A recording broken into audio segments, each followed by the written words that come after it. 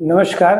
अक्षर एकेडमी में स्वागत है। मैं हूं पुष्पेंद्र पांडे और आज का टॉपिक जो है वो पंचायतों का कृत्य, पंचायतों के कार्य, ग्राम पंचायतों के क्या कार्य होते हैं, जनपद पंचायतों के क्या कार्य होते हैं और जिला पंचायत के कौन कौन से कार्य होते हैं, इनको अपन देखेंगे। ठीक है, तो पहला अपन देखते हैं कि ये जो पंचायतों के कृत्यों के बारे में जो उल्लेख किया गया है, पंचायती राज अधिनियम 1993 की जो अध्याय नंबर 6 है उसमें उल्लेख किया गया। अध्याय नंबर 6 में क्या बताया गया है? पंचायतों के क्या, ग्राम पंचायत, जनपद पंचायत और जिला पंचायत के कार्य है। ये कहां से कहां तक धारा में बताया गया है?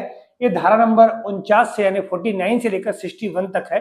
49 से 69 तक पंचायतों के कृत्यों के बारे में बताया गया है कि ग्राम पंचायत, जनपद पंचायत और जिला पंचायत के कार्य क्या क्या होंगे। सारे के कार्य अलग अलग हैं। धारा आपका 49 में ग्राम पंचायत के कार्य हैं, जनपद पंचायत के जो कार्य है धारा 50 में है और जिला पंचायत के जो कार्य है वो 52 में। तो ध्यान रखिएगा, 49 में कौन से हैं? आपके ग्राम पंचायत के कार्य, 50 में, धारा 50 में क्या है? जनपद पंचायत का कार्य, और धारा नंबर 52 में कौन किसका कार्य है?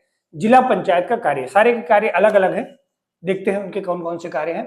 पहला, ग्राम पंचायत का जो कार्य है, पंचायत क्षेत्र में आर्थिक विकास एवं सामाजिक न्याय के लिए वार्षिक योजना बनाना। ग्राम पंचायत के क्षेत्र में सबका क्षेत्राधिकार बटा हुआ है।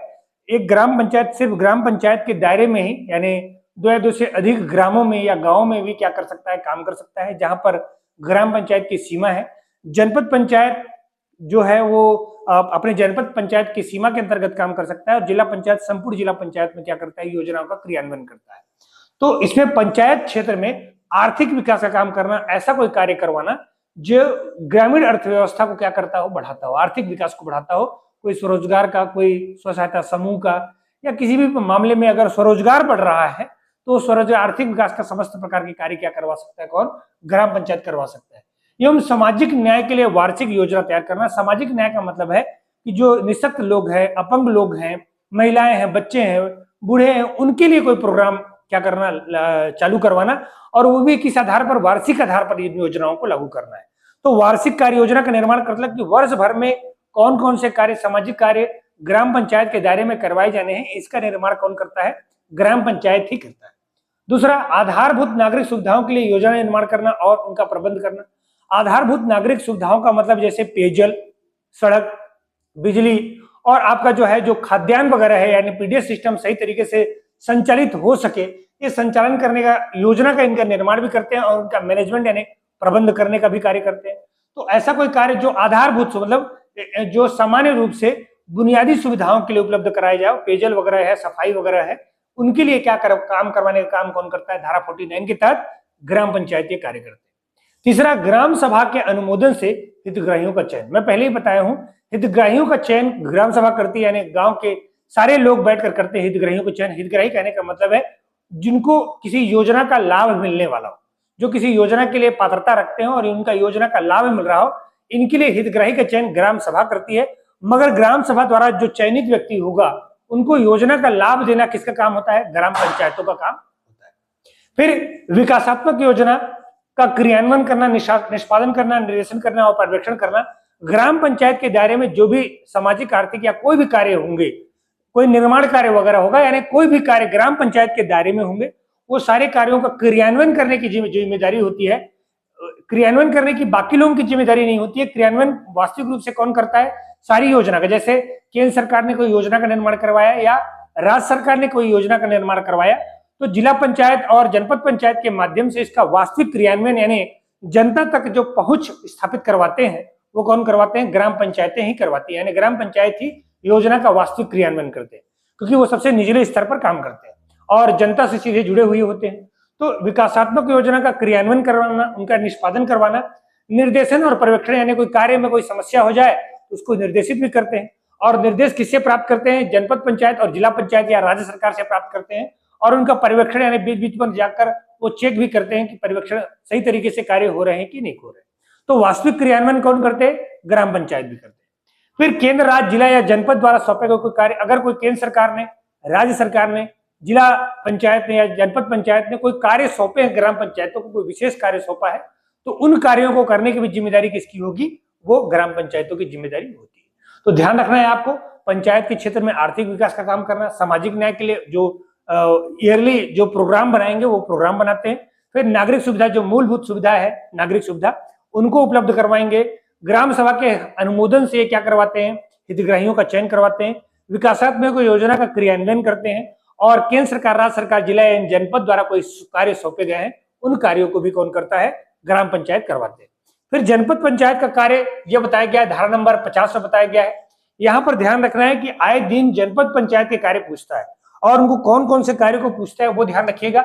एकीकृत ग्रामीण विकास, यानी जो अभी जो एकीकृत ग्रामीण विकास का जो प्रोग्राम चल रहा है, यानी एडीओ के माध्यम से जो संचालित करवाया जाता है, जो भी ग्रामीण विकास का यानी लागू करवाना होता है, वो कौन करवाते हैं, ये आपका जनपद पंचायत ही करते हैं। प्रौढ़ शिक्षा, यानी जो प्रारंभिक शिक्षा वगैरह है उनका क्रियान्वयन ग्राम पंचायत, जिला पंचायत करवा सकते हैं, लेकिन प्रौढ़ शिक्षा यानी अधिक उम्र के लोगों के लिए जो शिक्षा की जो योजना वगैरह होती है वो कौन लागू करते हैं, जनपद पंचायत भी लागू करते हैं।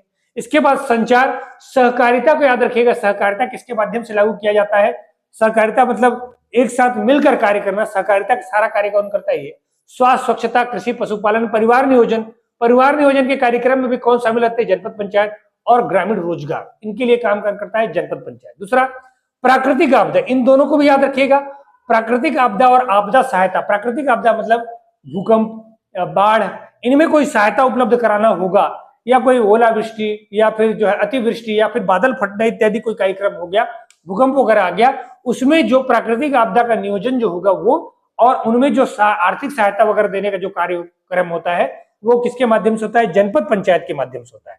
फिर सार्वजनिक नाव, इसको पूछा जा चुका है, सार्वजनिक नाव, घाट, मेला को पूछा जा चुका है, बाजार या प्रदर्शनी इत्यादि जो स्थानीय तीज त्योहारों का जो सामूहिक प्रबंध वगैरह रहता है, मतलब कोई मेला हो गया, कोई घाट हो गया, जैसे छठ घाट वगैरह में पूजा का कार्यक्रम हो गया, तो उसके लिए जो प्रबंध यानी व्यवस्था करवाने का जो कार्य होता है वो किसका होता है, जनपद पंचायत का होता है। मेला वगैरह का जो भी राजस्व वगैरह प्राप्त होता है वो जनपद पंचायत ही लेता है, किस किस का नियोजन का कार्य कौन करता है, ये जनपद पंचायत ही करता है। फिर योजना का निर्माण, पर्यवेक्षण, निगरानी, जो भी सामाजिक विकासात्मक योजना का निर्माण होगा उसमें निर्देशन वगैरह प्राप्त करने की, क्रियान्वयन में नहीं, क्रियान्वयन कौन करता है, ग्राम पंचायत। तो निर्देशन करने में, योजना का निर्माण करने में, निगरानी में या उनके मूल्यांकन करने में अपना योगदान देते हैं, यानी क्रियान्वयन को छोड़कर बाकी सारा कार्य कौन करता है, जनपद पंचायत भी करते हैं। तो क्या ध्यान रखना है, एकीकृत ग्रामीण विकास जो एडीओ वगैरह काम होगा, प्रौढ़ शिक्षा, संचार, सहकारिता, स्वास्थ्य, स्वच्छता, कृषि वगैरह होगा, पशुपालन, परिवार नियोजन और ग्रामीण रोजगार से संबंधित कार्य कौन करेगा, जनपद पंचायत।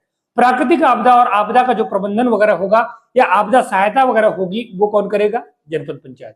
सार्वजनिक नाव, घाट, बाजार, प्रदर्शनी इत्यादि मेला वगैरह का प्रदर्शन होता है, उनका प्रबंध कौन करेगा, जनपद पंचायत। योजना का निर्माण, पर्यवेक्षण वगैरह तो वो करे गए। फिर जिला पंचायत के कृत्यों के बारे में उल्लेख किया गया, धारा नंबर 52, जिला पंचायत क्या कार्य करती है, तो जिले के आर्थिक विकास और सामाजिक निर्माण हेतु कार्य योजना का निर्माण करना, यानी जिले के भीतर जो भी आर्थिक विकास होगा जिसका क्रियान्वयन कौन करता है, ग्राम पंचायत करता है, उस योजना का निर्माण वर्ष भर के लिए क्या व्यवस्था बनानी है, क्या क्या कार्यक्रम होंगे एक जिले के भीतर में, और ग्राम पंचायतों या जनपद पंचायतों को कौन कौन सी जिम्मेदारी देनी है, ये कार्य कौन करता है, जिला पंचायत। फिर ग्राम पंचायत जनपद पंचायतों का कार्यों का मूल्यांकन करते हैं कि ग्राम पंचायत सही तरीके से कार्य कर रहे हैं या नहीं कर रहे हैं, वो उनके कार्यों का मूल्यांकन करेगा।